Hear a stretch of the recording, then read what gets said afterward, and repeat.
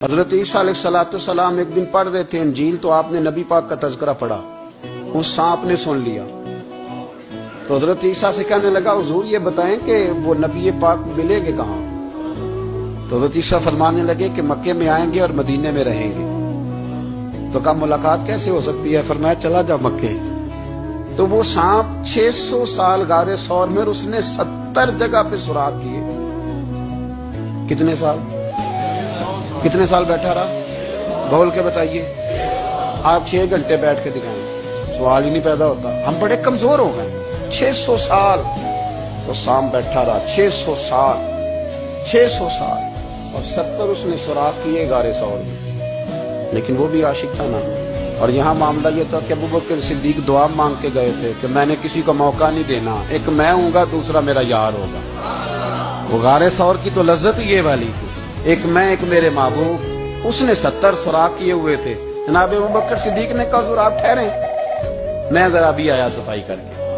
تو نبی کریم علیہ السلام رکے تو حضرت ابوبکر صدیق نے کہیں پگڑی پھاڑ کے رکھی، کہیں چادر پھاڑ کے رکھی، اتنے سوراخ بند کیے تو جو ایک رہ گیا وہاں ایڑی رکھ دی۔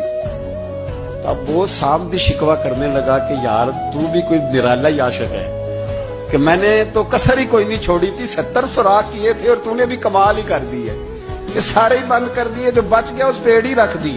اس نے پتہ نہیں کتنے ڈنگ مارے۔ سانپ کا جب ڈنگ لگتا ہے تو وجود میں بہت زیادہ گرمی پیدا ہوتی ہے، گرمی۔ حضرت ابوبکر صدیق کے بارے میں ہمارے شارحین نے لکھا روئے نہیں، وجود اتنا گرم ہوا کہ آنسو ٹپک پڑے۔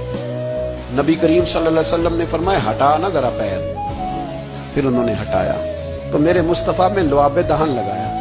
مولانا معین الواعظ کاشفی رحمۃ اللہ علیہ فرماتے ہیں کہ جب انہوں نے قدم ہٹایا نا تو پھر وہ سانپ باہر نکلا، اپنا سر نکالا اور کھڑا ہو کے حضور کا دیدار کرنے لگا۔ نبی کریم نے فرمایا تیرا کام ہو گیا، اب تو جا، مجھے اور ابو بکر کو رہنے دے۔ وہ نکل گیا۔ یہ کیفیات ہے، یہ محبت ہے، یہ وارفتگی ہے، یہ سوز ہے، یہ درد ہے۔ یارو یہ میں کہا کرتا ہوں کہ یہ چیز جینے کا بھی مزہ دیتی ہے، مرنے کا بھی مزہ آتا ہے، مرنے کا بھی مزہ، سرور آتا ہے انسان اس میں جب یہ کیفیات شامل ہوتی ہے نا۔